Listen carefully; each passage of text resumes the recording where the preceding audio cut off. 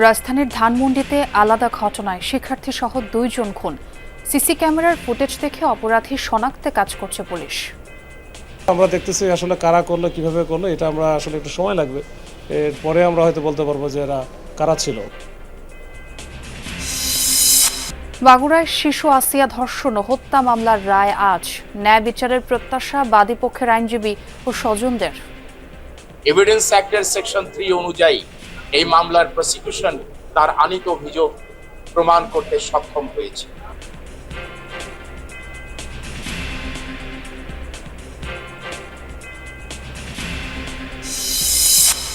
রাজধানীর বাড্ডায় আবাসিক বাসায় গ্যাস লিকেজ থেকে বিস্ফোরণ, একই পরিবারের নারী ও শিশুসহ 5 জন দগ্ধ হয়ে হাসপাতালে ভর্তি। বেকু দিয়ে কাটার সময় গ্যাসের পাইপ ছিল, পাইপটা ফাটাই ফেলছে। একজনের 66%, একজনের 60% এবং একজনের 30% পড়েছে এবং সবার শ্বাসনালী পড়েছে। সবাই আশঙ্কাজনক অবস্থায় আছে। দাবি মেনে নেওয়ার আশ্বাসে জগন্নাথ বিশ্ববিদ্যালয়ের শিক্ষার্থীদের অনশন কর্মসূচি প্রত্যাহার। আজ থেকে যথারীতি চলবে ক্লাস পরীক্ষা।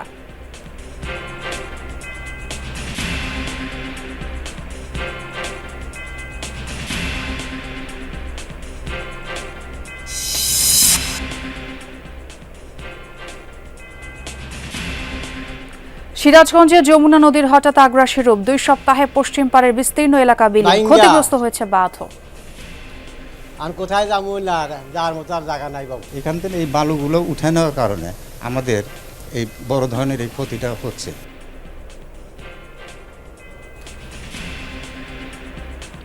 মেহেরপুরে আওয়ামী লীগ আমলে ত্রাণের চাল নিয়ে 9-6। শিক্ষা প্রতিষ্ঠান ও উপাসনালয়ের বরাদ্দ আত্মসাৎ, অভিযোগের তীর তৎকালীন পিআইওর দিকে। বিশ্ব টেলিযোগাযোগ দিবস আজ। ডিজিটাল বৈষম্য দূরীকরণে কাজ করছে সরকার, নেওয়া হচ্ছে মেগা পরিকল্পনা। সিরিয়ার নতুন প্রেসিডেন্ট আহমেদ আল শারাকে হত্যার পরিকল্পনা যুক্তরাষ্ট্রের। তথ্য ফাঁস করলেন ডেমোক্র্যাট আইন প্রণেতা। জর্ডানের রাজার হস্তক্ষেপে রক্ষা।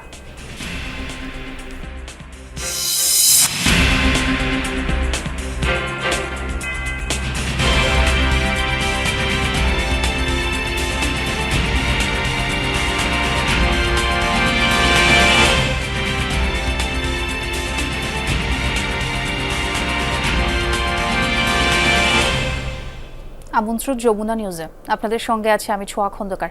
এতক্ষণ শিরোনাম দেখছিলেন। রাজধানীর ধানমন্ডিতে আলাদা 2টি ঘটনায় শিক্ষার্থী সহ 2 জন খুন হয়েছেন। এর মধ্যে শঙ্করে ছিনতাইকারীদের ধারালো অস্ত্রের আঘাতে প্রাণ গেছে ইভেন্ট ম্যানেজমেন্ট কর্মী নূর ইসলামের। এ সময় তার কাছ থেকে ক্যামেরা ও ফোন ছিনিয়ে নেওয়া হয়। এদিকে পূর্ব শত্রুতার জেরে জিগাতলায় ডক্টর মালিকা বিশ্ববিদ্যালয় কলেজের অনার্স 3য় বর্ষের শিক্ষার্থী সামিউর রহমান খান আলফিকে কুপিয়ে হত্যা করেছে দুর্বৃত্তরা। এ সময় আহত হন আরও 3 শিক্ষার্থী।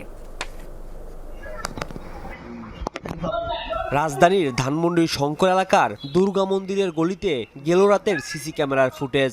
ছিনতাইকারীদের হাত থেকে রক্ষায় দৌড়ে পালানোর চেষ্টা করেছেন ইভেন্ট ম্যানেজমেন্ট কর্মী নূর ইসলাম। শেষ পর্যন্ত তাদের ধারালো অস্ত্রের আঘাতে কেড়ে নেয় তার প্রাণ। রক্তাক্ত অবস্থায় তাকে ঢাকা মেডিকেলে নেওয়া হলে চিকিৎসক মৃত ঘোষণা করেন। ঘটনার সময় সঙ্গে থাকা নূরের বন্ধু ইমন জানান ছিনতাইকারীদের ভয়াবহ রূপের কথা। আমি ব্যাগটা খুইলা দিয়া আমি দৌড় দিছি আর নুরু দিছে সামনের দিকে দৌড়, ওরে দৌড়া ফেলাইছে, ওরে কোবাইছে। আমার ব্যাগে 3 লাখ টাকার মতন ক্যামেরা ছিল, নুরুরটাও প্রায় 1.5 লাখ টাকা ছিল, প্রায় 5 লাখ টাকার মতন জিনিস লুট করছে। যারা কন্ট্যাক্ট করছে ওদেরকে কন্ট্যাক্ট করে নিয়ে গেছে, এটা তারাই হয়তো বা করছে। ক্যামেরাটা যদি না দিত ওকেও মারতে। একই রাতে রাজধানীর জিগাতলা বাস স্ট্যান্ডের পাশের সড়কে দুর্বৃত্তদের দেশীয় অস্ত্রের আঘাতে জখম হন ডক্টর মালিকা বিশ্ববিদ্যালয় কলেজের কয়েকজন শিক্ষার্থী। এতে অনার্স 3য় বর্ষের ছাত্র সামিউর রহমান খান আলবি নিহত হন। আহত হন আরও 3 শিক্ষার্থী। স্থানীয়রা আলবিকে উদ্ধার করে ঢাকা মেডিকেলে নিলে চিকিৎসক মৃত ঘোষণা করেন। ঘটনার সুষ্ঠু তদন্ত ও বিচার দাবি করেন স্বজন ও এলাকাবাসী। আমাদের কি জানমালের নিরাপত্তা নেই? এটা তো অবশ্যই সুষ্ঠু বিচার হওয়া দরকার। 2 দিন পর পরই শোনা যায় ডাকাতি, রাহাজানি, এর ঘরে লুটপাট। এগুলো আসলে আমাদের পক্ষে কাম্য না। 2টি হত্যাকাণ্ডেরই আইনগত ব্যবস্থা নেওয়া হচ্ছে বলে জানান পুলিশ। এই অবস্থা আমরা দেখতেছি আসলে কারা করলো, কিভাবে করলো, এটা আমরা আসলে একটু সময় লাগবে। এরপরে আমরা হয়তো বলতে পারবো যে এরা কারা ছিল বা কি কারণে মারছে, এর পিছনের ঘটনা কি আছে, এটা সবই হয়তো বা তদন্তে বেরিয়ে আসবে। ময়না তদন্তের জন্য মরদেহ দুটি ঢাকা মেডিকেলের মর্গে রাখা হয়েছে বলে জানিয়েছে পুলিশ। রাজীব আহমেদ, যমুনা নিউজ, ঢাকা। সাক্ষ্য প্রমাণ ও যুক্তিতর্ক শেষ। মাগুরার শিশু আসিয়া ধর্ষণ ও হত্যা মামলার রায়ের জন্য দিন ধার্য আছে আজ। 29 জনের সাক্ষ্য রেকর্ডের পর 12 ও 13 মে যুক্তিতর্ক উপস্থাপন হয়। অবশেষে আদালত 17 মে রায় ঘোষণা দিন ধার্য করেন। ন্যায় বিচারের প্রত্যাশায় বাদীপক্ষের আইনজীবী আর স্বজনরা। মামলার এজাহারে উল্লেখ, 6 মার্চ বোনের শ্বশুরবাড়ি গিয়ে ধর্ষণের শিকার হয় শিশু আসিয়া। গ্রেফতার হয় বোনের শ্বশুর হিটু শেখ সহ 4 জন। 15 মার্চ আদালতে স্বীকারোক্তিমূলক জবানবন্দি দেয় হিটু, যদিও অভিযোগ গঠনের সময় নিজেদের নির্দোষ দাবি করেছেন আসামিরা। এই মামলায় যে 29 জন সাক্ষী সাক্ষ্য দিয়েছেন, মৌখিক এবং দালিলিক সাক্ষ্য, এই বিজ্ঞ আদালতে উপস্থাপিত এবং দাখিলকৃত সাক্ষ্যাদি পর্যালোচনায় দেখা যায় এভিডেন্স অ্যাক্টের সেকশন 3 অনুযায়ী এই মামলার প্রসিকিউশন তার আনিত অভিযোগ প্রমাণ করতে সক্ষম হয়েছে। এ বিষয়ে আরো খবর জানাবেন আমার সহকর্মী মাগুরা আদালত থেকে সরাসরি যুক্ত হচ্ছেন আলিমুজ্জামান উজ্জ্বল। উজ্জ্বল, আপনার কাছ থেকে রায়ের ব্যাপারে একটু জানতে চাই, কখন নাগাদ আসলে রায় ঘোষণা হতে পারে এবং আদালত প্রাঙ্গণে সার্বিক নিরাপত্তা ব্যবস্থা আপনি কেমন দেখছেন, একটু জানাবেন। আপনি জানেন যে মাগুরায় আলোচিত শিশু আসিয়া হত্যাকাণ্ডের রায় আর কিছুক্ষণ পরেই কিন্তু মাগুরা শিশু নারী নির্যাতন দমন ট্রাইব্যুনাল আদালতে ঘোষণা করা হবে, যার ফলে কিন্তু ইতিমধ্যে আইন শৃঙ্খলা রক্ষা আসতে শুরু করেছে। তারা ইতিমধ্যেই আদালত প্রাঙ্গণে এসে হাজির হয়েছে। তারা কঠোর নিরাপত্তার মধ্যে তারা সবাইকে চেক করে ভিতরে আদালত প্রাঙ্গণে ঢোকাচ্ছে। আর চারপাশে একদম আদালত প্রাঙ্গণের চারপাশেই কিন্তু একদম নিশ্চিত নিরাপত্তার বেষ্টনী তারা তৈরি করেছে, যাতে কোনো রকম কোনো শৃঙ্খলা এখানে সৃষ্টি না হয়। আরেকটা বিষয় বলে রাখি যে মাত্র 14 কার্য দিবসে কিন্তু এই মামলার রায় ঘোষণা হতে চলেছে, যা আইনজীবীরা বলছেন যে মাগুরার ইতিহাসে এই প্রথম কোনো ধর্ষণ ও হত্যা মামলার রায় ঘোষণা হতে যাচ্ছে আজ, যা কিনা মাত্র 14 কার্য দিবসেই শেষ হচ্ছে।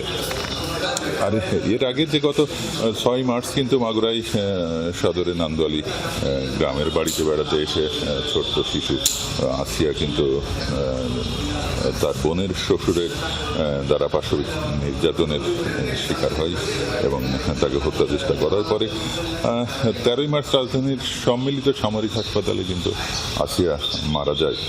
আর এরপর 15 মার্চ কিন্তু তীব্র বিশাল ম্যাচে আদালতে মামলা আর প্রধান আসামি 164 দ্বারা জবানবন্দি দেন। তারপরেই কিন্তু এই মামলা শুরু হয়, যার ফলে যে মাত্র 14 কার্য দিবসেই কিন্তু মামলাটির রায় আজ হতে যাচ্ছে। আমরা স্বজনরা এবং জি, ধন্যবাদ উজ্জ্বল সেই খবর আমাদের জানানোর জন্য। রাজধানীর বাড্ডার দক্ষিণ আনন্দনগর আনসার ক্যাম্পের পাশে একটি বাসায় গ্যাস লিকেজ থেকে বিস্ফোরণে একই পরিবারের নারী ও শিশুসহ 5 জন দগ্ধ হয়েছেন। শুক্রবার দিবাগত রাত 12:30টার দিকে দগ্ধ অবস্থায় তাদের জাতীয় বার্ন ও প্লাস্টিক সার্জারি ইনস্টিটিউটের জরুরি বিভাগে নিয়ে আসা হয়। দগ্ধরা হলেন তোফাজ্জল মিয়া, তার স্ত্রী মঞ্জুরা বেগম, তাদের মেয়ে তানিশা, মিথিলা ও তানজিলা। সার্জারি ইনস্টিটিউটের আবাসিক চিকিৎসক ডাক্তার শাওন বিন রহমান জানান, রাতে তাদেরকে জরুরি বিভাগে নিয়ে আসা হয়। তাদের প্রত্যেকের শ্বাসনালী পুড়ে গেছে। আহতদের গড়ে 30 থেকে 80% পুড়েছে। সবার অবস্থা আশঙ্কাজনক। আহত তোফাজ্জল মিয়ার বাড়ি ঠাকুরগাঁও সদরে। ভেকু দিয়ে কাটার সময় গ্যাসের পাইপ ছিল, পাইপটা ফাটাই ফেলছে, কিন্তু বাড়িওয়ালার পক্ষ থেকে বারবার ওদেরকে বলা হয়েছে যে এটা ঠিক করতে, ওরা ঠিক করে নাই। ব্লাস্ট হওয়ার সাথে সাথে আপনার 3তলা বিল্ডিং, তো নিচের এক সাইডের দেয়াল ভাঙা পড়ে গেছে, একেবারে পুরো ফ্যামিলি পুড়ে গেছে গা, এই জন্য আমরা এখানে আসছি। সবারই আসলে মেজর বার্ন। যিনি আছেন তোফাজ্জল 45 বছর বয়স, ওনার হচ্ছে 80% পুড়েছেন। মানসুরা 35 বছর বয়স, ওনার হচ্ছে আপনার 67% পুড়েছে। এবং ওই ফ্যামিলিরই 3টি বাচ্চা আছে, মেয়ে বাচ্চা। ওনাদেরও হচ্ছে একজনের 66%, একজনের 60% এবং একজনের 30% পুড়েছে এবং সবার শ্বাসনালী পুড়েছে। সবাই আশঙ্কাজনক অবস্থায় আছে। অস্থায়ী হল নির্মাণ, বাজেট বৃদ্ধি সহ 3 দফা আশ্বাসে 55 ঘণ্টা পর সব কর্মসূচি প্রত্যাহার করেছেন জগন্নাথ বিশ্ববিদ্যালয়ের শিক্ষক শিক্ষার্থীরা। এর আগে গণ অনশনরত শিক্ষার্থীদের অনশন ভাঙান ইউজিসি চেয়ারম্যান। যমুনা সংলগ্ন কাকরাইল মোড়ের অবস্থান কর্মসূচি ছেড়ে আজ শনিবার থেকে ক্লাসে ফিরে যাওয়ার ঘোষণা দেয়া হয় শিক্ষক শিক্ষার্থীদের পক্ষ থেকে। তবে আগের মতো টালবাহানা হলে আবারও আন্দোলনে নামার ঘোষণা দেন শিক্ষক শিক্ষার্থীরা। সকাল থেকে সন্ধ্যা, সন্ধ্যা পেরিয়ে রাত, রোদ বৃষ্টি মাথায় নিয়ে টানা 3 দিন ধরে কাকরাইল মোড়ে জগন্নাথের শিক্ষার্থীদের অবস্থান, যা পরবর্তীতে রূপ নেয় গণ অনশনে। এর মধ্যে সরকারের উচ্চ পর্যায়ে দফায় দফায় চলে বৈঠক। শুক্রবার সন্ধ্যা 7টায় আন্তঃমন্ত্রণালয়ের বৈঠক শেষে শিক্ষার্থীদের মাঝে উপস্থিত হন ইউজিসির চেয়ারম্যান সহ জগন্নাথ বিশ্ববিদ্যালয়ের উপাচার্য। জানান, বিশ্ববিদ্যালয়ের বাজেট বাড়ানো, অস্থায়ী হল নির্মাণ এবং দ্বিতীয় ক্যাম্পাসের কাজ দ্রুত শেষ করার সিদ্ধান্তের কথা। বাজেট বৃদ্ধি করার মাধ্যমে শিক্ষার্থীদের প্রথম দাবির বিষয়ে সিদ্ধান্ত নেওয়া হয়েছে।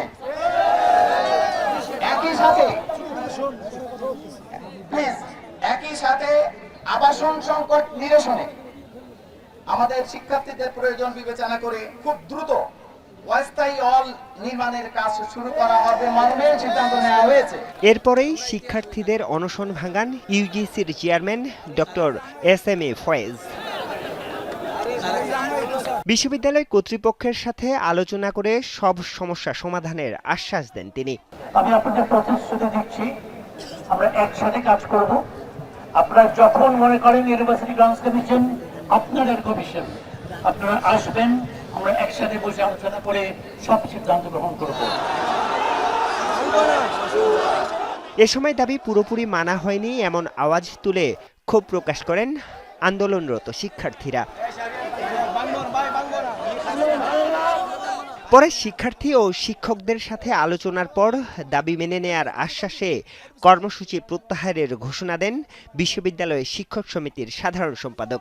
আমরা সন্তুষ্টি প্রকাশ করেছি, তারপরেও যদি কোনো প্রকারের কোনো গড়িমসি এবং নয়সয় এবং আন্দোলনের পরিভাষায় বুজুং বাজুং এইটা যদি পরিদৃষ্ট হয়,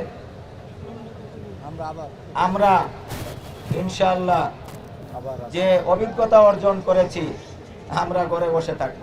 এর আগে শুক্রবার সকাল থেকে তৃতীয় দিনের মতো প্রধান উপদেষ্টার বাসভবন যমুনা ঘেঁষা কাকরাইল মোড়ে অবস্থান নেন জগন্নাথ বিশ্ববিদ্যালয়ের শিক্ষক আর শিক্ষার্থীরা। ধাপে ধাপে যোগ দেন প্রতিষ্ঠানটির প্রাক্তনরাও। বিশ্ববিদ্যালয়ের সব ছাত্র সংগঠনও একাট্টা হন এই দাবিতে। আরিফুর রহমান সবুজ, যমুনা নিউজ, ঢাকা। সিরাজগঞ্জে অসময়ে দেখা দিয়েছে নদী ভাঙন। 2 সপ্তাহেই ভেঙেছে নদীর পশ্চিম পাড়ের 3 কিলোমিটার অংশ। ক্ষতিগ্রস্ত হয়েছে ভাঙন রোধে নির্মিত বাঁধও। এ নিয়ে আতঙ্কে রয়েছে নদী পাড়ের ভাটপিয়ারি সহ আশপাশের কয়েকটি গ্রামের মানুষ। পানি উন্নয়ন বোর্ডের আশ্বাস, ভাঙন রোধে নেওয়া হয়েছে ব্যবস্থা, তাই আতঙ্কের কিছু নেই। নদীগর্ভে বিলীন বিঘার পর বিঘা ফসলি জমি। জিও ব্যাগ বা সিসি ব্লক দিয়েও আটকানো যাচ্ছে না নদীর রুদ্ররূপ। সিরাজগঞ্জের যমুনা নদী হঠাৎই এমন অশান্ত রূপে হাজির। 2 সপ্তাহ ধরে তলিয়ে যাচ্ছে সদর উপজেলার ভাটপিয়ারি সহ আশেপাশের গ্রামের ফসলি জমি, রাস্তাঘাট ও গাছপালা। নদী ভাঙন পৌঁছে গেছে পশ্চিম পাড়ের মানুষের ঘরের খুব কাছ পর্যন্ত। স্থানীয়রা বলছেন, নদীর পূর্ব দিকে চর জেগে ওঠায় স্রোত আঘাত হানছে পশ্চিম পাড়ে। এপারের প্রায় 3 কিলোমিটার অংশ জুড়ে ভাঙছে যমুনা। বিভিন্ন উপায়ে এখান থেকে এই বালুগুলো উঠে নেওয়ার কারণে আমাদের এই বড় ধরনের এই ক্ষতিটা হচ্ছে। Bhatpiyari high school, Bhatpiyari model primary school, এই যে এখানে আমরা যেখানে দাঁড়িয়ে আছি, আর মাত্র 20 গজ দূরে আমাদের কবরস্থান এবং পোস্ট অফিস, এই যাবতীয় প্রতিষ্ঠানগুলো একের পর এক ভেঙে এখন যেখানে দাঁড়িয়েছে সেটাও এখন বিলীন হয়ে যাবে। আন বাইঙ্গা সর্বশান্তি, আন কোথায় যাবো না, যাওয়ার মতো আর জায়গা নাই বাবু। স্থানীয়দের দাবি, অসময়ের এই নদী ভাঙনে ক্ষতিগ্রস্ত হচ্ছে পশ্চিম তীর রক্ষার্থে নির্মিত 4 কিলোমিটার দীর্ঘ বাঁধও। এতে ভাঙন আতঙ্কে নদী পাড়ের মানুষ। বাদ দিছিল, বাদ এই কি জানি ওই যে যার দেখাইটা মানুষের বালু কাইটা শেষ করে দিচ্ছে। একটা গোয়েন বাদ দিলে এবার আমার করে এই এলাকার জমি জমাগুলো উঠে যাবো। এখন 2-4 জনের যায় আধা ডিসিমাল থেকে 1 ডিসিমাল থেকে তারা ফসল করে খেতে পারবো। একটা বাদ দিলে আমাদের এখানে লক্ষ লক্ষ জমি উঠে যাবো, আমরা কৃষক সব আবাদ বসত করে খেতে পারবো। ভাঙন রোধে এরই মধ্যে পদক্ষেপ নেওয়া হয়েছে বলে জানিয়েছে পানি উন্নয়ন বোর্ড কর্তৃপক্ষ।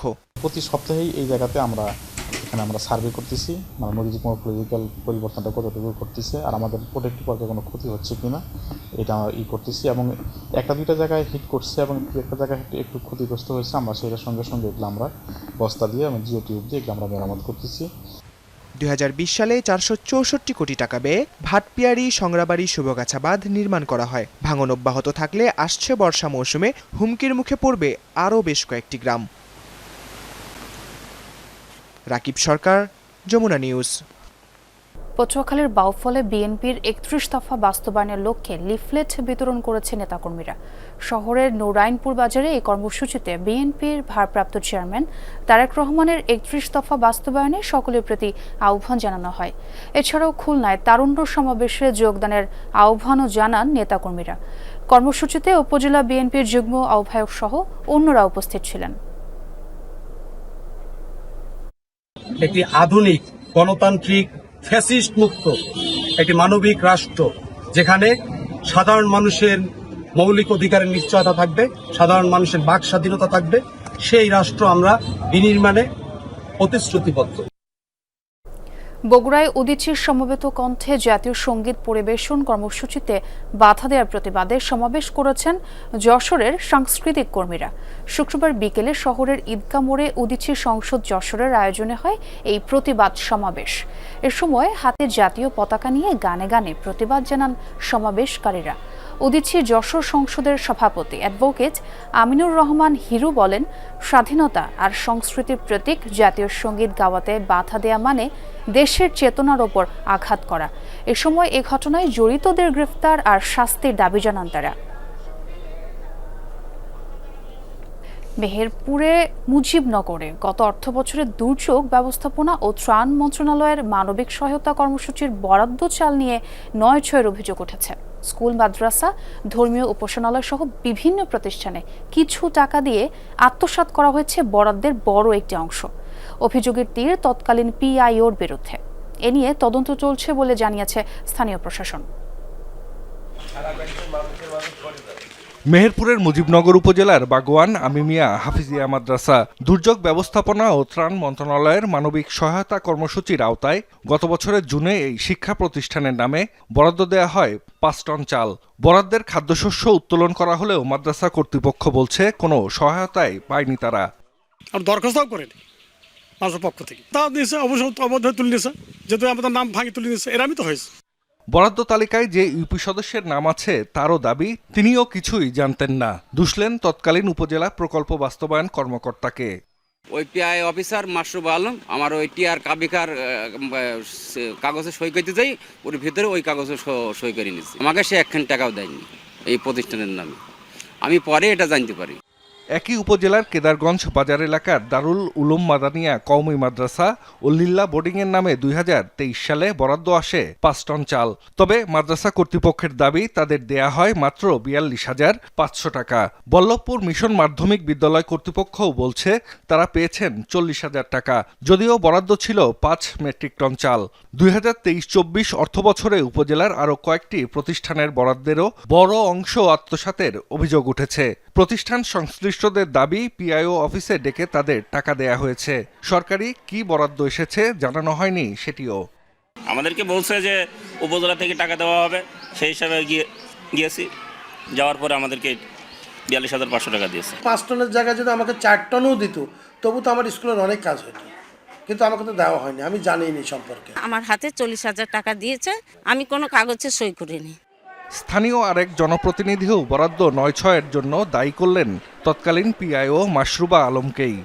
আমাকেও যখন ডেকে দিলেন তখন একটা কাগজে লিখে দিচ্ছেন, এবং আমি পরবর্তীতে যখন জিজ্ঞাসা করি এদের যে তোমাদের কত কি দিল, বলো আমাদের 40,000 টাকা করে দিচ্ছে। চাউল টাউল এগুলো বিষয় নিয়ে কোনো রকম ওখানে কোনো আলোচনাও হয়নি, কিছুই না। তবে সব অভিযোগ অস্বীকার করেছেন তৎকালীন পিআইও। তাদেরকে তো ওইভাবেই সবকিছু দিয়ে দেওয়া হয়েছে, ওইভাবে তাদের কাছ থেকে মাস্টার নেওয়া হয়েছে, ওইভাবে সবকিছু করা আছে। তো না করার কোনো সুযোগ নাই। তারা যদি ভুল করে থাকে বা কিছু যদি হয়ে থাকে সেটা তার ব্যক্তিগত ব্যাপার, সে পায়নি, এখন তাদের মধ্যে যদি কোন্দল থাকে সেটা তারা আমরা বলতে পারছি। জেলার ভারপ্রাপ্ত খাদ্য নিয়ন্ত্রক বলছেন তাদের কাছ থেকে বরাদ্দের সব চালই উত্তোলন করা হয়েছে। ওসিএল ডিব্বা ভারপ্রাপ্ত কর্মকর্তা আবার মিলায়ে দেখে যে ওনার ওই স্বাক্ষর আর ওনার কাছে যে কাগজটা পাইছে ডিওটা প্রথম কপি সেটা ঠিক আছে কিনা, ঠিক থাকার পর চাল উত্তোলন করে বা গম উত্তোলন করে ওই পিআইসি নিয়ে যায়। এ বিষয়ে ইওনোর কাছে লিখিত অভিযোগও দিয়েছে সংশ্লিষ্ট প্রতিষ্ঠানগুলো, চলছে তদন্ত। মানবিক সহায়তা কর্মসূচি বাস্তবায়ন যে নির্দেশিকা রয়েছে, একই সাথে যে সরকারি নীতিমালাগুলো রয়েছে সেগুলোর ভিত্তিতে আমরা তদন্ত সাপেক্ষে দায়ী ব্যক্তিদের বিরুদ্ধে প্রয়োজনীয় আইনগত ব্যবস্থা গ্রহণ করব। অভিযুক্ত পিআইও বর্তমানে বগুড়ার কাহালু উপজেলায় কর্মরত রয়েছেন। জাহিদ হাসান, যমুনা নিউজ।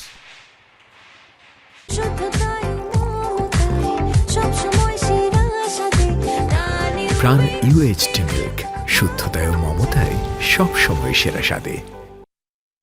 দীর্ঘদিন ধরে নেই মেরামত, তারপরও গেল বছরের বন্যায় বেহাল হয়ে পড়েছে মৌলভীবাজারের কমলগঞ্জ আদমপুর সড়ক। জায়গায় জায়গায় খানাখন্দে ভরপুর এই সড়কে প্রতিদিন ঝুঁকি নিয়ে চলাচল করতে হয় যাত্রী চালকদের। ক্ষতির মুখে পড়েছে কমিউনিটি বেসড ট্যুরিজম ও স্থানীয় কৃষকরাও। ভাঙাচোরা রাস্তার পাশে সাইনবোর্ড, ধীরে গাড়ি চালানোর এই আবেদন মৌলভীবাজার শ্রীপুর গ্রামের বাসিন্দা মুত্তালিব বক্তের। বছর দেড়েক আগে এই সড়কেই ঝরেছে সহোদরের প্রাণ। আর কোনো মায়ের বুক যেন এভাবে খালি না হয়, তাই এই সতর্কবার্তা। যে রাস্তার কারণে আমার মামু একজন মারা গেছেন শ্রীপুর সামনে, আমরা ইসলামপুর বাড়ি। আর আমিও এই রাস্তার কারণে অ্যাক্সিডেন্ট করিয়া 3 মাস আসলাম বিছনাথ। কমলগঞ্জ আদমপুর সড়ক আগে থেকেই ছিল বেহাল। এর উপর গেল বছরের বন্যায় একদম লণ্ডভণ্ড অবস্থা। জায়গায় জায়গায় বড় বড় গর্ত, উঠে গেছে ইটের সুরকি, বিটুমিন। অথচ সড়কটি আদমপুর ও ইসলামপুরের লক্ষাধিক মানুষের সদর, শ্রীমঙ্গল ও কুলাউড়া যাওয়ার অন্যতম মাধ্যম। ভোগান্তির পাশাপাশি দুর্ঘটনায় পড়তে হয় তাদের। দীর্ঘদিন থেকে গাড়ি চালানো যান না, গাড়ির এক্সেল ভাঙে, দুর্ঘটনা ঘটে। রুগী নিয়ে যাইতে অনেক কষ্ট হয়, রুগী নিয়ে যাওয়ার পথে আমরা যাইতে পারি না। অনেক মানুষ মারা গেছে সিএনজি অ্যাক্সিডেন্ট করিয়া, স্কেল ভাঙ্গিয়া রিয়া। কমিউনিটি বেসড ট্যুরিজম আর জেলার অন্যতম কৃষি হাব হিসেবে পরিচিত এই এলাকা, জীর্ণ এই রাস্তার কারণে ক্ষতির মুখে প্রান্তিক কৃষক ও পর্যটন সংশ্লিষ্টরাও। তবু যেন সড়ক সংস্কারে নেই তেমন গরজ। মালামাল মনে করো দাম বেশি লাগে, আমাদের অতিরিক্ত খরচ দিতে করতে হয়, তাহলে গিয়ে জিনিসপত্রের দাম বৃদ্ধি পায়। বর্ষার সিজনে এই রাস্তার অবস্থা আরও খারাপ হয়ে যাবে। আমরা মনে করি দ্রুত এই রাস্তার সংস্কার করে মানুষজনের সুবিধা লাঘব করা প্রয়োজন। এই রাস্তাটি মেরামতে উদ্যোগের কথা জানালেও তেমন কোনো আশার বাণী শোনাতে পারলেন না এই কর্মকর্তাও। পুরো রাস্তা মেরামতের জন্য আমরা এস্টিমেট তৈরি করছি এবং ঢাকাতে হেডকোয়ার্টারে আমাদের প্রেরণ করা হয়েছে। যদি অনুমোদন পেলে আমরা খুব দ্রুত এটা মেরামত কাজ করে দেব। কমলগঞ্জ আদমপুর সড়কটির দৈর্ঘ্য 8.5 কিলোমিটার। সড়ক সংস্কারের প্রস্তাবনায় প্রতি কিলোমিটার ব্যয় ধরা হয়েছে 1 কোটি টাকা করে। হুমায়ুন রশিদ, যমুনা নিউজ। প্রযুক্তি ব্যবহারের প্রতিটি ধাপে মানুষই হবে কেন্দ্রবিন্দু, নারী বা পুরুষ নয়। এজন্য প্রয়োজন এমন নীতিমালা যেখানে প্রান্তিক জনগোষ্ঠীর জন্য ডিজিটাল পরিবেশ হবে নিরাপদ এবং প্রণোদনামূলক। সারা বিশ্বের সাথে তাল মিলিয়ে আজ বাংলাদেশেও পালিত হচ্ছে আন্তর্জাতিক টেলিযোগাযোগ ও তথ্য সংঘ দিবস। এবারের প্রতিপাদ্য ডিজিটাল রূপান্তরের নারী পুরুষ সমতায়ন। প্রধান উপদেষ্টার প্রযুক্তি বিষয়ক বিশেষ সহকারী জানালেন, নারীর কাছে সেবা পৌঁছে দিতে সরকার বদ্ধপরিকর। এ লক্ষ্যে চলছে কার্যক্রম। বিশ্বের 2.5 বিলিয়নের বেশি মানুষ ইন্টারনেট সেবা থেকে বঞ্চিত, যার বড় অংশই নারী ও কিশোরী। সমীক্ষা বলছে বিশ্বব্যাপী 70% পুরুষ ইন্টারনেট ব্যবহার করলেও নারীদের মধ্যে এই হার 65%। সারা বিশ্বের মতো বাংলাদেশেও প্রযুক্তি খাতে নারীর অংশগ্রহণ বাড়ানোর পরিকল্পনা করছে সরকার। এবারের টেলিযোগাযোগ দিবস সেই বিষয়টিকেই গুরুত্ব দিচ্ছে। যে ডিজিটাল ট্রান্সফরমেশন হচ্ছে, এই ট্রান্সফরমেশনটাকে আমাদেরকে একদিকে আমাদের গ্রামে নিয়ে যেতে হবে। অর্থাৎ ব্যক্তি পুরুষ কিংবা নারী ভেদে ব্যক্তি যেখানে জন্মগ্রহণ করেন, যেখানে শিক্ষা লাভ করেন, সেখানে তাকে ডিজিটাল সার্ভিস পৌঁছে দিতে হবে, অর্থাৎ ডিজিটাল ট্রান্সফরমেশনের সুফলগুলো পৌঁছে দিতে হবে। তো সেই জন্য আমাদেরকে সেভাবে পলিসি প্রণয়ন করার একটা গুরুদায়িত্ব আমাদের উপর আছে। উন্নত দেশে পুরুষ নারীর মাঝে ডিজিটাল বৈষম্য কমলেও স্বল্পোন্নত দেশে আরও বিস্তৃত হয়েছে, যেখানে 41% পুরুষের তুলনায় মাত্র 29% নারী ইন্টারনেট ব্যবহার করেন। এখনও বাংলাদেশের অনেক নারীর কাছে ডিজিটাল সেবা সহজলভ্য হয়নি। ডিজিটাল বৈষম্য দূর করার লক্ষ্যে মেগা পরিকল্পনা নেওয়ার কথা জানান প্রধান উপদেষ্টার বিশেষ সহকারী। আইসিটি থেকে ডিজিটাল মাস্টার প্ল্যান তৈরি করা হচ্ছে। সেই মাস্টার প্ল্যানে এই যে প্রত্যেকটা খাতকে কীভাবে ডিজিটাল ট্রান্সফরমেশনের সুফল আওতায় আনা যায় এবং সুফল তার মাধ্যমে এর সুফল মানুষের কাছে পৌঁছে দেওয়া যায় সেটা চেষ্টা করব। সারা বিশ্বের সাথে তাল মিলিয়ে বাংলাদেশে আন্তর্জাতিক টেলিযোগাযোগ ও তথ্য সংঘ দিবস উদযাপন করা হচ্ছে বলে জানান বিটিআরসি চেয়ারম্যান। 2006 সালের নভেম্বরে তুরস্কের আনাতোলিয়ায় বিশ্ব টেলিযোগাযোগ দিবস বা বিশ্ব তথ্য সংঘ দিবস একত্র করে বিশ্ব টেলিযোগাযোগ ও তথ্য সংঘ দিবস হিসাবে উদযাপন করার সিদ্ধান্ত গৃহীত হয়। দিবসটি আইটিইউ এর 193টি সদস্য দেশ কর্তৃক আনুষ্ঠানিকভাবে স্বীকৃত। বৈশ্বিক ডিজিটাল বৈষম্য ভাবিয়ে তুলছে নীতি নির্ধারকদের। নিম্ন আয়ের দেশে মাত্র 21% নারী ইন্টারনেট ব্যবহার করেন, আর উচ্চ আয়ের দেশে এই হার বেড়ে দাঁড়িয়েছে 93%। মাসুদুজ্জামান রবিন, যমুনা নিউজ, ঢাকা।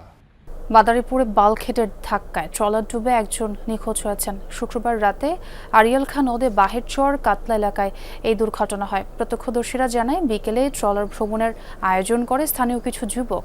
15 জনের একটি দল নদের বিভিন্ন এলাকায় ট্রলার নিয়ে ঘুরে রাতে ফেরার পথে বাহেরচর এলাকায় পৌঁছালে অন্ধকারে বালুবাহী বাল্কহেডের সাথে সংঘর্ষ হয়। এ সময় যাত্রীদের নিয়েই ডুবে যায় ট্রলারটি। স্থানীয়রা গিয়ে বাকি যাত্রীদের উদ্ধার করলেও নিখোঁজ সুমন সিপাহী নামের এক যুবক। আহত যাত্রীদের স্থানীয় হাসপাতালে ভর্তি করা হয়েছে। নিখোঁজ সুমনকে উদ্ধারে অভিযান চালাবে ফায়ার সার্ভিস। চট্টগ্রামে কিছুতেই স্বস্তি ফিরছে না কাঁচা বাজারে। একমাত্র সবজি ছাড়া সব পণ্যের দাম ঊর্ধ্বমুখী। হিসাব মেলাতে পারছেন না সীমিত আয়ের মানুষ। সবচেয়ে বেশি অস্থির ডিম এবং মাছের বাজার। এজন্য সরবরাহ সংকটকে দুষছেন বিক্রেতারা। উৎপাদন এবং সরবরাহ বাড়ায় চট্টগ্রামের সব কাঁচা বাজারে একমাত্র সবজির দামই কিছুটা কমতির দিকে। মাসখানেক আগে যেগুলোর দাম 80 থেকে 100 টাকা ছিল তা এখন মিলছে 40 থেকে 50 টাকায়। ক্রয় ক্ষমতার মধ্যে আছে, আবার কিছু সবজির দাম মোটামুটি অনেক বেশি। যেমন ধরেন বরবটির দাম তো আমার কাছে মনে হচ্ছে বেশি। মধ্যবিত্ত যারা আছে তাদের জন্য একটু কষ্টকর হতো, এখন মোটামুটি আলহামদুলিল্লাহ ভালোই হচ্ছে। বাজারটা যাতে স্বাভাবিক থাকে, কম দামের মধ্যে থাকলে আমাদের একটু চলতে সুবিধা হয়। বাকি সব ভোগ্যপণ্যের বাজারের চিত্র উল্টো। নিম্ন ও মধ্য আয়ের মানুষের আমিষের চাহিদা মেটানোর অন্যতম উপাদান ডিম। এক মাসের ব্যবধানে 15 থেকে 20 টাকা বেড়ে প্রতি ডজন ডিমের দাম এখন 135 থেকে 140 টাকা। দাম আগে কম ছিল, এখন একটু বাড়ছে। জিজ্ঞেস করলে বলে যে আমার থেকে দাম বাড়ি গেছে। ডিমের দাম প্রায় 20 টাকা বাইরে গেছে ডজনে। 20 টাকা, কোনো জায়গা 15 টাকা, কোনো জায়গা 25 টাকা এরকমের বেড়ে গেছে। এটা নাগালের মধ্যে থাকলে সব সময় ভালো হয় আর কি, সবার জন্য ভালো হয়। দামটা বাড়ার জন্য ওরা কাজটা করে যাচ্ছে, ওই সিন্ডিকেটটা ভেঙতে হবে সবাইকে। মাছের বাজারও বেশ চড়া। সামুদ্রিক মাছ ধরা বন্ধ থাকায় দেশীয় মাছের চাহিদা বেশি। দাম সাধারণের নাগালের বাইরে। ইলিশ আকার ভেদে কেজি প্রতি 1500 থেকে 2200, রূপচাঁদা 1100, কাতল ও পাবদা 400 এবং রুই মাছ বিক্রি হচ্ছে 350 টাকা দরে। মাছ আর আসবে বেশি, আমরা অস্তে কিনবো, অস্তে বেচবো। আর মাছ আসবে না, দামি কিনি, দামি বেচতে হবে। দেশি মাছের একটু দাম থাকবে, এটাই স্বাভাবিক। কেননা সাগর মাছ এক মাস 30 দিন বন্ধ দিচ্ছে, 15 দিন বন্ধ দেওয়া হয়েছে। মার্কেট বুঝি আর কি, কাস্টমার মনে করো বেশি থাকলে একটু শুক্র বা বৃহস্পতিবার একটু বেশি হয়, অন্যান্য বার একটু আর রিজনেবল থাকে আর কি। মামুন রশিদ অভি, যমুনা নিউজ, চট্টগ্রাম। কিশোরগঞ্জের পাকুন্দিয়ায় মঙ্গলবাড়িয়া গ্রামে 2 শতাধিক লিচু বাগান। গ্রামের যেদিকে তাকানো যায় দেখা মিলছে সারি সারি লিচু গাছ। ক্যালেন্ডারে জ্যৈষ্ঠ আসার দিন কয়েক আগে থেকে পাকতে শুরু করেছে এখানকার লিচু। সুখ্যাতি থাকায় দেশের বিভিন্ন অঞ্চল থেকে ভিড় করছেন ক্রেতারা। রপ্তানি হচ্ছে বিদেশেও। মধুমাসের রসালো ফলের মধ্যে সবচেয়ে কম সময়ে বাজারে থাকে লিচু, তাই বরাবরই এর চাহিদা থাকে তুঙ্গে। মিষ্টি ও সুস্বাদের কারণে বিভিন্ন জেলার লিচুর সুখ্যাতি রয়েছে। এর মধ্যে অন্যতম কিশোরগঞ্জের মঙ্গলবাড়িয়া গ্রাম। 2 শতাধিক বাগান আছে এখানে। প্রতিটি বাড়ির আঙিনা, পুকুর পাড়, এমনকি রাস্তার দুপাশ জুড়ে শত শত লিচু গাছ। লিচু চাষিদের দাবি প্রায় 200 বছর আগে চীন থেকে এই জাতের লিচুর চারা গাছ আনা হয়েছিল, তবে এখন এটি মঙ্গলবাড়ির লিচু নামে পরিচিতি পেয়েছে। আমার বর্তমান গাছ আছে 105টা। আর আমাদের লিচু মনে করি যে ঈদের যে একটা আনন্দ হয়, আমাদের এই আনন্দটা লাগে। মঙ্গলবাড়িয়া, কুমারপুর, নারায়ণদি 3টা এলাকা মিলে লিচুটা হয়। আনাচে কানাচে সব জায়গাতেই লিচুর চারা থেকে নিয়ে বড় গাছ সবারই ছোট বড় গাছ রয়েছে। ছোট বীজের বড় আকৃতির এই লিচুর ফলন ভালো। মে মাসের প্রথম সপ্তাহে শুরু হয়ে যায় বাগান থেকে লিচু সংগ্রহ। প্রতি লিচু বিক্রি হচ্ছে সর্বোচ্চ 800 টাকা দরে। মঙ্গলবাড়িয়া লিচু অনেক সুস্বাদু, কিশোরগঞ্জের বিখ্যাত লিচু, সারা বাংলাদেশে এর সুনাম। আমরা ফ্যামিলি নিয়ে প্রতি বছর আসি মঙ্গলবাড়ি, ঐতিহাসিক মঙ্গলবাড়ি লিচুর জন্য। কিছু লিচু কিনা হয়েছে, আমার কিছু বন্ধু বান্ধব, কিছু প্রবাসী বাইরে আছে, ওনাদের জন্য। কৃষি বিভাগ জানিয়েছে বাণিজ্যিক ভিত্তিতে চাষ হওয়া এসব লিচু রপ্তানি হচ্ছে দেশের বাইরেও। এবার 10 থেকে 11 কোটি টাকার লিচু বিক্রির লক্ষ্যমাত্রা ধরা হয়েছে। মঙ্গলবাড়িয়া গ্রামের নামটি হয়েছে মঙ্গলবাড়িয়া লিচুর মাধ্যমে। এই মঙ্গলবাড়িয়া, নারায়ণদি, কুমারপুর এই গ্রামগুলোতে প্রায় শতবর্ষী অসংখ্য লিচু গাছের দেখা মেলে। আগামী 7 থেকে 10 দিনের মধ্যেই আমাদের লিচুগুলো মোটামুটি পরিপক্ক হবে এবং আমাদের যারা ভোক্তা আছেন, যারা ক্রেতা আছেন, তারা কিনতে পারবেন। মঙ্গলবাড়িয়া গ্রাম ছাড়াও কুমারপুর ও নারান্দি গ্রামের 3000-এর বেশি পরিবার লিচু চাষের সাথে জড়িত। প্রত্যক্ষ ও পরোক্ষভাবে লিচু কেন্দ্রিক কর্মসংস্থান গড়ে উঠেছে এ অঞ্চলে। সাবরিনা লিজা, যমুনা নিউজ। আজ সংযুক্ত আরব আমিরাতের বিপক্ষে 2 ম্যাচ টি-20 সিরিজের প্রথম ম্যাচে মাঠে নামবে বাংলাদেশ সময় রাত 9টায় শারজায় শুরু হবে ম্যাচ। সিরিজের 2 ম্যাচই জিততে চায় টাইগাররা। আত্মবিশ্বাসী অধিনায়ক লিটন দাস কিছুদিন ধরে দলের যেসব জায়গায় উন্নতির জন্য কাজ করা হয়েছে, এই 2 ম্যাচ দিয়ে সেগুলো ঝালিয়ে দেখতে চান টাইগার ক্যাপ্টেন। আমরা আমাদের চেষ্টা করব ভালো ক্রিকেটটা খেলার। আর ইউএইর মাঠে ইউএই অলওয়েজ ভালো দল, তারা এখানে কন্টিনিউ খেলে, তাদের কন্ডিশনটা সম্বন্ধে ভালো আইডিয়া আছে। But at the same time আমাদের টিম অনেক ভালো। এই 2টা গেম থেকে অবশ্যই ফার্স্ট টার্গেট হচ্ছে আমরা এই 2টা গেমে যেন জিততে পারি, এটা first priority. And at the same time আমরা চাবো যেন আমাদের যে সব জায়গাগুলো আগে আমাদের নিয়ে কাজ করেছি কিছুদিন যাবত, সেই জায়গাগুলো যেন ফুলফিল করতে পারি। অভিজ্ঞ ফুটবলারদের মূল্যায়নের পাশাপাশি নিয়মিত ঘরোয়া লীগ আয়োজনের আহ্বান জানিয়েছেন কোচ ও সাবেক ফুটবলার মাহমুদা শরীফা অদিতি। সে সাথে সবার আগে জাতীয় দলের হয়ে খেলাকে সবচেয়ে বেশি প্রাধান্য দিতে সাবিনাদের প্রতি আহ্বান জানিয়েছেন তিনি।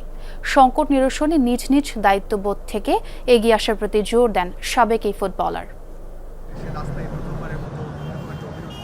টানা দ্বিতীয়বার যখন সাফ ফুটবল জয় করে এলো বাংলাদেশের মেয়েরা, গোধূলি লগনে তখন ভেসেছিল লাল সবুজের আবির।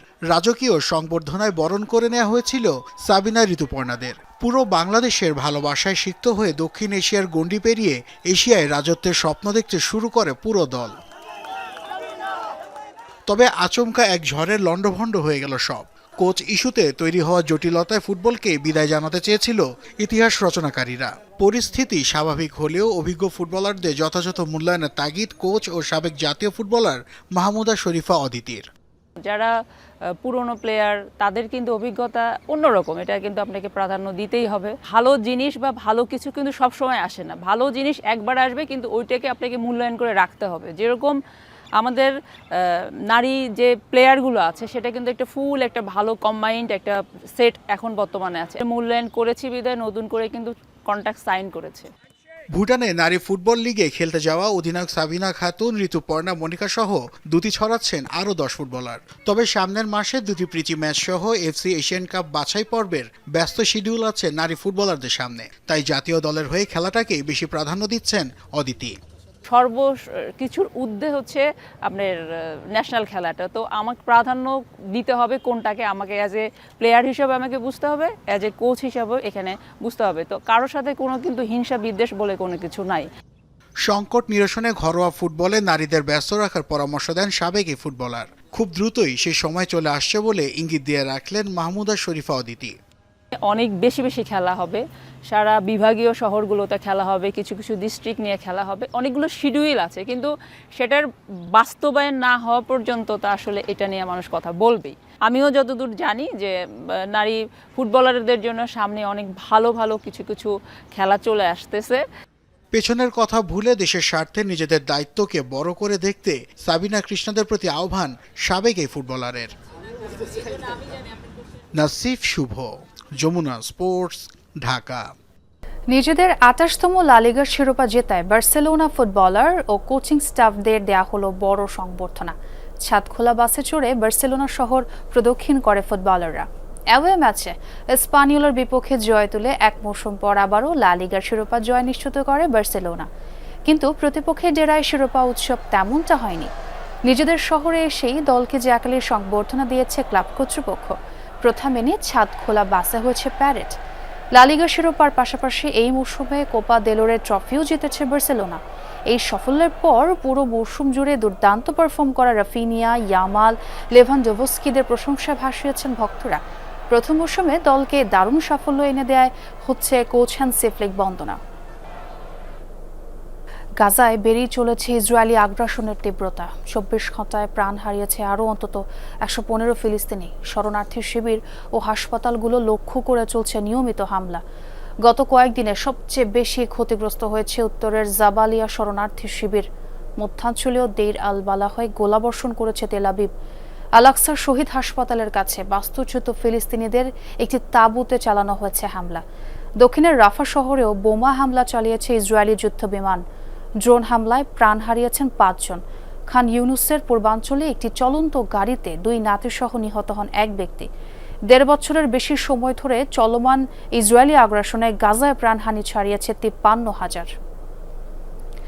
সিরিয়ার নতুন প্রেসিডেন্ট আহমেদ আল শারাকে হত্যা পরিকল্পনার চাঞ্চল্যকর তথ্য ফাঁস করলেন যুক্তরাষ্ট্রের এক আইন প্রণেতা। ডেমোক্র্যাট এই রাজনীতিবিদের দাবি, সিরিয়ার রাষ্ট্রপ্রধানকে হত্যার ষড়যন্ত্র করেছিল তার দেশে। ডোনাল্ড ট্রাম্পের সাথে বৈঠকের আগ মুহূর্তকেও শারাকে হত্যার ছক কষছিল মার্কিন প্রশাসন। তার দাবি, শেষ পর্যন্ত জর্ডানের রাজার হস্তক্ষেপে সিদ্ধান্ত থেকে সরে আসে যুক্তরাষ্ট্র। ২৫ বছর পর সিরিয়ার কোনো রাষ্ট্রপ্রধানের সাথে এক টেবিলে মার্কিন প্রেসিডেন্ট আহমেদ আল শারার সাথে ডোনাল্ড ট্রাম্পের বৈঠক বেশ আলোচনার জন্ম দিয়েছে। বৈশ্বিক পরাশক্তির সাথে সম্পর্কের বরফ গলতে শুরু করায় এরই মধ্যে ঘুরে দাঁড়ানোর স্বপ্ন দেখতে শুরু করেছে সিরিয়ার সাধারণ মানুষ। আন্তর্জাতিক গণমাধ্যমে শিরোনাম যখন সারা ট্রাম্প বৈঠক, তখন প্রকাশ পেল চাঞ্চল্যকর এক তথ্য। মুখোমুখি আলোচনায় ট্রাম্প সৌহার্দ্যপূর্ণ আচরণ করলেও সারাকে হত্যার ছক কষছিল নাকি তার প্রশাসন। মার্কিন সিনেটরের এক শুনানিতে ডেমোক্র্যাট সিনেটর জিন শাহিন তুলেছেন ভয়াবহ এই অভিযোগ। বেশ কিছুদিন ধরেই কথাটি কানে আসছিল। ট্রাম্প প্রশাসনের অনেকেই বৈঠকের আগে সিরিয়ার সরকার প্রধান আহমেদ আল শারাকে হত্যার পরামর্শ দিয়ে ডোনাল্ড ট্রাম্পের কান ভারী করার চেষ্টা করেছিল। মধ্যপ্রাচ্যের গণমাধ্যম মিডল ইস্ট আই বলছে, শারাকে হত্যার ব্যাপারটি জানতে পারেন জর্ডানের রাজা দ্বিতীয় আবদুল্লাহ। তড়িঘড়ি করে ট্রাম্পকে বেপরোয়া এ পথে না বাড়ানোর পরামর্শ দেন তিনি। জিন শাহিনের দাবি, জর্ডানের রাজার কাছ থেকেই তিনি এই তথ্য জানতে পেরেছেন।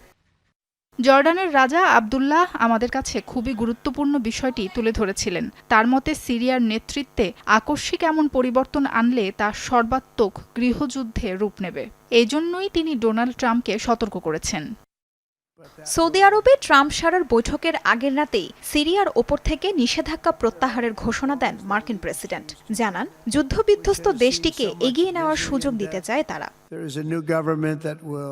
এর আগে দীর্ঘদিন যুক্তরাষ্ট্রের মোস্ট ওয়ান্টেড তালিকায় ছিলেন সাবেক এই আল কায়দা নেতা। তার মাথার বিনিময়ে $10 মিলিয়ন পুরস্কারও ঘোষণা করেছিল FBI। তাজরিয়ান সোবহান, যমুনা নিউজ। তুরস্ককে যুক্তরাষ্ট্রের সমরাস্ত্র সরবরাহকে কেন্দ্র করে আবারও আলোচনায় ওয়াশিংটন আঙ্কারা সম্পর্ক। সম্প্রতি তুরস্কের কাছে অত্যাধুনিক ক্ষেপণাস্ত্র ও সামরিক সরঞ্জাম বিক্রির অনুমোদন দিয়েছে মার্কিন পররাষ্ট্র দপ্তর, যার বাজার মূল্য প্রায় $340 মিলিয়ন। সামরিক চুক্তির মধ্যে রয়েছে ব্লক 2 ক্ষেপণাস্ত্র এবং AIM-120 missile. Block two antiship missile, যা পরিচিত হারপুন নামে। শত্রুর জাহাজ ধ্বংসের জন্য এখন পর্যন্ত সবচেয়ে কার্যকর মনে করা হয় এই ক্ষেপণাস্ত্রকে। প্রায় 200 কিলোমিটার দূরের লক্ষ্যবস্তুতে নির্ভুলভাবে আঘাত হানতে সক্ষম এই মিসাইল। 700 কেজির একটি হারপুন মিসাইল প্রায় 300 পাউন্ড বিস্ফোরক বহনে সক্ষম। যুদ্ধজাহাজ কিংবা ফাইটার জেট থেকে ছোড়া যায় এটি। সম্প্রতি তুরস্ক যুক্তরাষ্ট্রের মধ্যে একটি সামরিক চুক্তি নিয়ে চলছে তোলপাড়, যেখানে ওয়াশিংটন এই ক্ষেপণাস্ত্র সরবরাহ করবে আঙ্কারাকে। তুরস্কের অনুরোধে 60টি ব্লক টু মিসাইল সরবরাহ করবে যুক্তরাষ্ট্র, যাতে খরচ পড়বে প্রায় $80 মিলিয়ন। এর পাশাপাশি 53টি advance medium range air to air missile দেওয়া হবে, যার খরচ $225 মিলিয়ন। ফাইটার জেট থেকে ছোড়া এসব AIM-120 ক্ষেপণাস্ত্র শত্রু বিমান ধ্বংসে অত্যন্ত কার্যকর। তুরস্কের কাছে অত্যাধুনিক এসব ক্ষেপণাস্ত্র এবং সামরিক সরঞ্জাম বিক্রির অনুমোদন দিয়েছে মার্কিন পররাষ্ট্র দফতর। এর মাধ্যমে আবারও ওয়াশিংটন আঙ্কারার সম্পর্ক জোরদারের স্পষ্ট আভাস মিলল। এই অস্ত্র চুক্তি ন্যাটো সদস্য তুরস্কের সাথে যুক্তরাষ্ট্রের প্রতিরক্ষা সম্পর্ককে আরও জোরদার করবে। যদিও দুই দেশের অতীতে বিভিন্ন বিষয়ে টানাপোড়েন দেখা গেছে। এ ধরনের সামরিক সহায়তা সরাসরি কূটনৈতিক সম্পর্ক ও আঞ্চলিক নিরাপত্তার উপর প্রভাব ফেলে। এতে মধ্যপ্রাচ্য এবং ইউরোপীয় অঞ্চলে সামরিক সক্ষমতা রক্ষার ক্ষেত্রে তুরস্কের অবস্থান আরও শক্তিশালী হবে বলে মনে করা হচ্ছে। মীর মুশফিকা হাসান, যমুনা নিউজ। আজকের শীর্ষস্থানীয় ইউরোপীয় নেতারা ছোট্টবেলা দেখতে কেমন ছিলেন? আলবেনিয়া অনুষ্ঠিত ইউরোপিয়ান পলিটিক্যাল কমিউনিটি সামিটের মঞ্চে প্রদর্শিত হল AI দিয়ে তৈরি ফরাসি প্রেসিডেন্ট, ইতালি, যুক্তরাষ্ট্রের প্রধানমন্ত্রী সহ অন্যান্য নেতাদের বাচ্চা বয়সী ছবি, যা ইতোমধ্যে সামাজিক মাধ্যমে ভাইরাল। শিশুতোষ গলায় নিজ নিজ দেশের ভাষায় অতিথিদের আলবেনিয়ায় স্বাগত জানিয়েছে খুদে নেতাদের AI ভার্সন। গেল শুক্রবার আলবেনিয়ার রাজধানী তিরানায় ছিল ইউরোপিয়ান পলিটিক্যাল কমিউনিটি সামিটের উদ্বোধনী অনুষ্ঠান। সামিটে যোগ দিতে এসেছিলেন বহু ইউরোপীয় নেতারা। হঠাৎই মঞ্চের পেছনে স্ক্রিনে ভেসে উঠল জার্মানি চ্যান্সেলর ফ্রেডরিক মার্জের বাচ্চা বয়সী এক ছবি।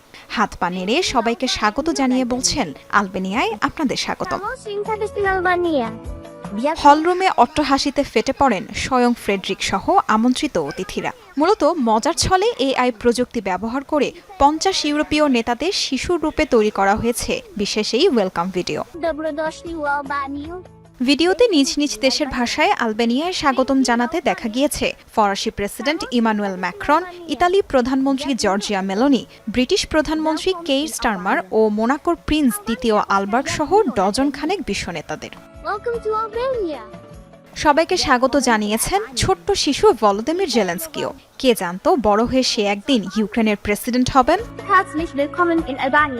ষষ্ঠ ইউরোপিয়ান পলিটিক্যাল কমিউনিটি সামিটের এবারের স্লোগান ছিল নতুন বিশ্বে নতুন ইউরোপ, ঐক্য, সহযোগিতা, যৌথ পদক্ষেপ। তাসরিয়ান সোবহান, যমুনা নিউজ। আর এই ছিল যমুনা নিউজে। এতক্ষণ যারা সঙ্গে ছিলেন সবাইকে ধন্যবাদ।